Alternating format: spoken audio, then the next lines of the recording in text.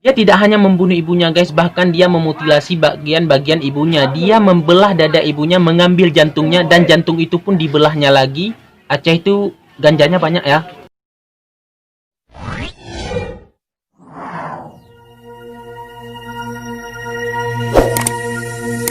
Halo guys, terima kasih telah mengklik video ini dan saya harap kalian semua masih dalam keadaan baik-baik saja. Guys, sebelum kita melanjutkan ke sebuah pembahasan sebuah misteri pembunuhan yang baru-barusan terjadi di dunia, saya ingin sedikit memberitahukan kepada kalian, mungkin ini bisa dibilang sebuah pemberitahuan dini bagi kalian yang belum pernah mencobanya maupun mendekatinya, ataupun ini sebuah saran, sebuah nasihat bagi kalian yang mungkin sudah pernah mencobanya dan mendekatinya, bahkan terlanjur terjerumus ke dalam hal tersebut guys. Jadi ini mengenai narkoba guys. Seperti yang kita tahu, negara kita Indonesia ini, kalau soal narkoba ini sudah sangat krisis, sudah berada di puncak yang sangat mengkhawatirkan, di mana banyak pemuda-pemuda Indonesia yang seharusnya menjadi seorang yang lebih berguna, namun karena sudah berhubungan dengan narkoba, akhirnya dia menjadi seseorang yang hilang fungsinya guys. Jadi guys, kalau ada yang bilang ketika ada masalah kemudian dia melampiaskan dirinya pada hal yang berbau dengan narkoba, dan dia mengatakan untuk membuat hidupnya lebih tenang, lebih santai, lebih rileks, jangan percaya guys. Itu hanyalah opini yang penuh dengan kebohongan guys. Seperti yang kita tahu sekarang guys,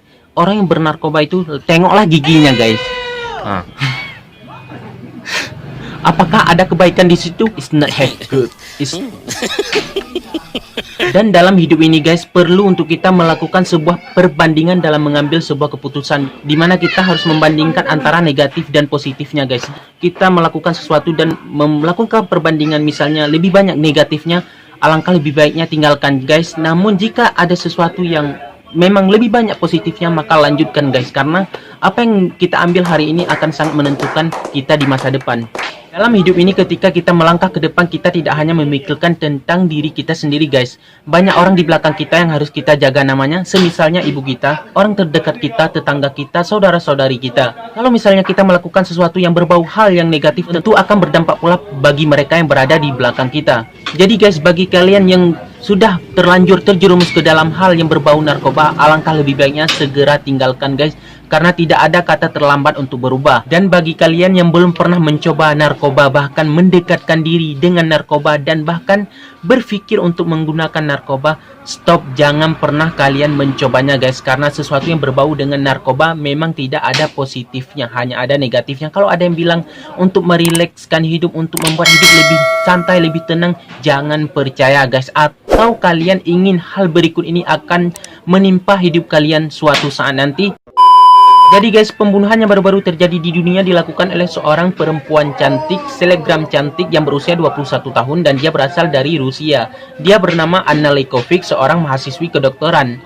Dia tega membunuh ibunya gara-gara pengaruh narkoba guys, obat-obatan terlarang. Dia tidak hanya membunuh ibunya guys, bahkan dia memutilasi bagian-bagian ibunya. Dia membelah dada ibunya, mengambil jantungnya, dan jantung itu pun dibelahnya lagi. Dan dia juga mengambil organ-organ tubuh ibunya seperti paru-paru dan usus ibunya yang sudah tidak bernyawa. Jadi sebegitu bengislah si Anna Leykovic ini membunuh ibunya. Menurut beberapa sumber tentang kronologisnya, sehingga si Anna Leykovic ini membunuh ibunya, jadi pada suatu hari itu ibunya pulang dari Jerman. Ibunya ini bernama Preskoya Leykovic ini, dan dia melihat anaknya sedang menggunakan narkoba. Tentu saja di situ terjadinya cekcokan antara si Anna Leykovicnya dengan ibunya.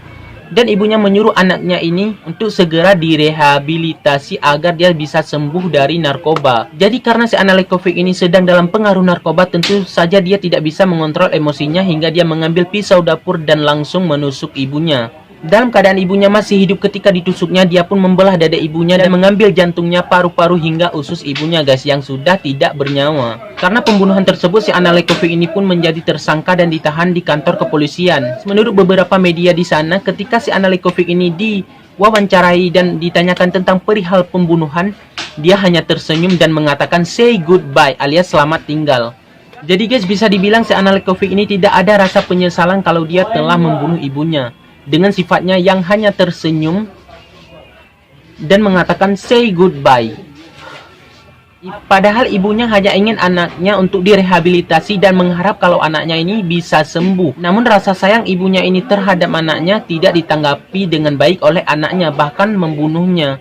Jadi guys, begitulah bahayanya narkoba. Jadi janganlah kalian sekali-kali berpikir untuk mencoba dengan sesuatu yang berbau narkoba guys. Karena jikalau kita sudah menggunakan narkoba, kita akan sangat sulit untuk mengontrol emosi kita. Sebenarnya kalau dari segi bentuk, narkoba itu bukanlah sesuatu yang sangat berbahaya. Namun ketika kita telah mencobanya, itu akan menjadi singa yang menerkam kita. Begitulah seumpamanya guys, bahayanya narkoba. Jadi janganlah sekali-sekali kalian mencoba hal-hal yang berbau dengan narkoba. Jadi guys, saya sendiri secara personal adalah orang Aceh asli, orang Aceh, ibu Aceh, ayah Aceh, abang Aceh, kakak Aceh, saudara semua Aceh. Saya sendiri sangat paham dengan kondisi Aceh sekarang tentang narkoba. Memang bisa dibilang menjadi distributor yang sangat meresahkan. Dan hal ini juga berdampak pada saya sendiri tentang Aceh yang sekarang selalu disangkut pautkan dengan narkoba. Jadi guys, ini pengalaman saya tentang orang Aceh yang selalu disangkutkan Aceh sekarang dengan narkoba. Jadi guys, sekarang saya seorang perantauan. Jadi ada beberapa orang yang selalu menanyakan identitas saya. Tentu dia akan menanyakan nama dan tempat. Dan ketika dia menanyakan nama, saya bilang nama saya ini. Dan ketika dia tanya nama tempat, tentu saya akan menjawab nama tempat tinggal saya, asal saya, yaitu Aceh. Dan kalian tahu nggak sih apa jawaban mereka? Aceh itu ganjanya banyak ya. Nah, jadi itulah perspektif orang sekarang terhadap Aceh. Yang dulunya Aceh ini dikenal dengan Islam dan serambi Mekahnya. Namun betapa sedihnya saya sekarang sebagai orang Aceh ketika dilecehkan Aceh itu ganjanya banyak ya. Sedih nggak sih guys? Semoga saja pesan saya ini bisa sampai kepada kalian yang melihat ini. Dan semoga bisa menjadi sebuah pemberitahuan dini juga kepada mereka yang ada di Aceh. Tentunya kepada adik-adik saya yang ada di Aceh. Guys. Jadi saya rasa itu saja guys. Saya tekankan sekali lagi, jangan pernah berpikir untuk mencoba dengan narkoba, apalagi melakukannya guys.